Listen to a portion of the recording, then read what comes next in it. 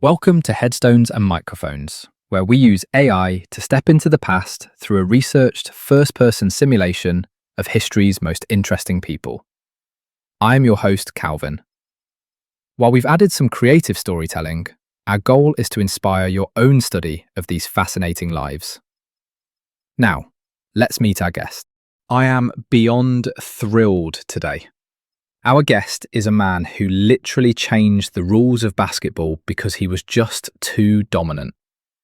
For those who may somehow not know who you are you? I'm Wilt Chamberlain. Some folks called me Wilt the Stilt, which I never much cared for, or the Big Dipper, which I liked a lot better because I had to dip my head just to get through a standard doorway. The Big Dipper it is. Let's start at the very beginning. When and where were you born? I was born on August 24, 1936, right in the great city of Philadelphia, Pennsylvania. And what was your given name at birth? My parents named me Wilton Norman Chamberlain. Is there a story behind your birth name? Not a grand one, no. I was one of 9 children born to William and Olivia Chamberlain. In a house that full, names were just the start of our identity. We were a hard-working, solid family. What was your hometown of Philly like growing up? Philadelphia was a basketball city through and through. It was vibrant, loud, and full of life. Growing up in West Philly, you learned to be tough, but also how to carry yourself with a bit of class. What was your family life like with 8 siblings? It was wonderful and crowded. My father was a welder and my mother was a domestic worker. They were incredible people who taught us the value of a dollar and the importance of dignity. We weren't a family of giants either. My parents were of average height, so me shooting up to over 6 feet by the time I was a young teen was a bit of a shock to the system. What kind of kid were you? Honestly, I was a track and field kid before I was a basketball player. I loved to run and jump. I was a bit academic too. I wasn't just a jock. I had a lot of interest and a lot of energy. What were your biggest fears growing up? You might find this funny coming from a guy my size, but I was always afraid of being seen as just a freak because of my height. I wanted to be known for my skills, my mind, and my character, not just because I was the tallest person in the room. What did you dream of becoming as a child? Since I loved track so much, I dreamed of being a world-class jumper or a runner. Basketball eventually found me because everyone in Philly saw a kid my size and assumed I'd be a natural. What were some of your favorite activities in school? Aside from sports, I really enjoyed my classes. I was a bright student. At Overbrook High, I was involved in everything from the school paper to various clubs. I liked being active in the community of the school. What was your first job? I did all sorts of odd jobs as a kid, but one of the most memorable was working at Kucher's Hotel in the Catskills during the summer. I was a bellhop. Can you imagine a 7-footer carrying your bags? I also played on the hotel's basketball team, coached by the legendary Red Auerbach. Was there a moment where you realized you were different from everyone else? It was definitely the height. By the time I was 10, I was 6 feet tall. By the time I entered high school, I was nearly 7 feet. When you have to duck under every light fixture, you realize pretty quickly that the world wasn't built for you. What's a decision that changed everything for you, but felt small at the time? Choosing to play for the Harlem Globetrotters for a year before joining the NBA, people thought I was just taking a detour, but that year taught me how to entertain, how to handle the ball, and how to love the game without the pressure of the professional standings. It gave me a perspective on basketball as joy. What was your biggest break? It has to be that 100-point game in Hershey, Pennsylvania in 1962. It's the thing people still talk about today. It moved me from being a great player to a legend in the eyes of the public overnight. What were your biggest struggles before success? The physical toll was immense. People don't realize how hard it is on your joints to carry that much weight and move that fast. Also, the pressure to always be perfect. If I scored 30 points, people asked why I didn't score 50. Did you ever consider quitting? Many times. Early in my NBA career, the physical play was so rough, opponents would literally hang on my arms because they couldn't stop me any other way. I told the press I was thinking of quitting because I didn't want to be a circus act, but my love for the game always brought me back. Were there any specific daily habits or routines that you feel were essential to your success? I was a fitness fanatic. I lifted weights when it wasn't common for basketball players to do so.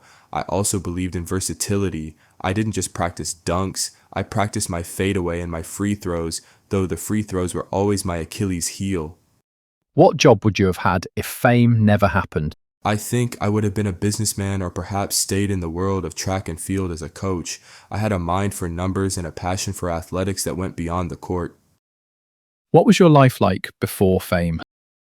It was humble but happy, playing on the playgrounds of Philly, eating home cooked meals with my brothers and sisters, and just trying to fit into a world that felt a little too small for me. How did relationships change after success? It becomes harder to know who your real friends are. Everyone wants a piece of the Big Dipper. I kept a tight circle of people I could trust, people who knew Wilton, not just Wilt. Did fame bring happiness? It brought opportunity. Happiness came from the challenges I overcame and the things I was able to provide for my family. Fame itself is a bit of a golden cage. What was the downside of becoming famous? The lack of privacy. I couldn't go anywhere without being noticed.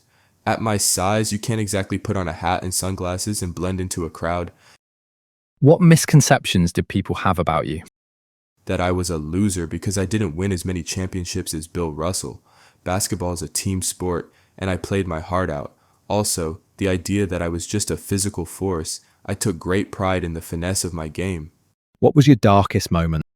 Losing the 1969 NBA Finals with the Lakers was incredibly tough. Being on the bench at the end of the game and feeling like I could have done more, that stayed with me for a long time.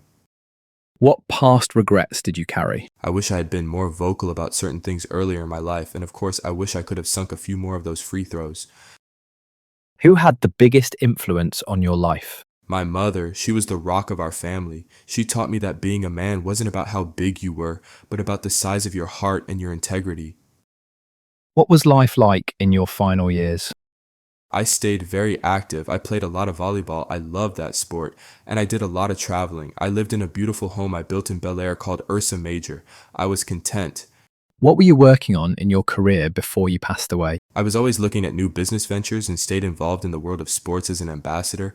I even dabbled in movies. Remember me and Conan the Destroyer?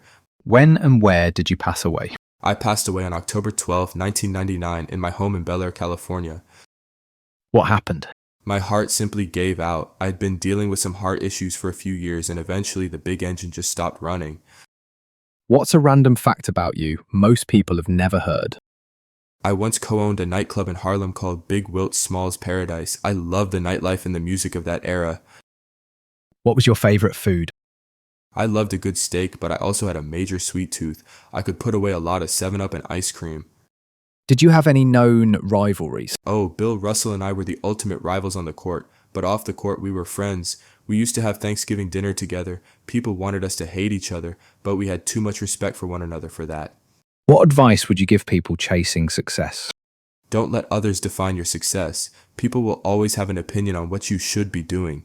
Be your own man, work harder than anyone else, and remember to enjoy the ride. Wilt, this has been an absolute honour. Do you have any closing remarks or stories you'd like to share with the listeners before we sign off? Just that I hope people remember me as more than just a stat sheet. I loved life, I love people, and I tried to live as big as I was. It's been a pleasure talking with you, Calvin. Thanks for giving an old dipper a chance to chat again. Thank you so much, Wilt. What a legend. From the 100-point game to the volleyball courts of California, Wilt Chamberlain truly lived a life that was larger than life. And that wraps up another conversation from Beyond the Grave. Thanks for joining us on the Headstones and Microphones podcast. Remember, legends may die, but their stories never do. Please help spread the word by sharing and following the pod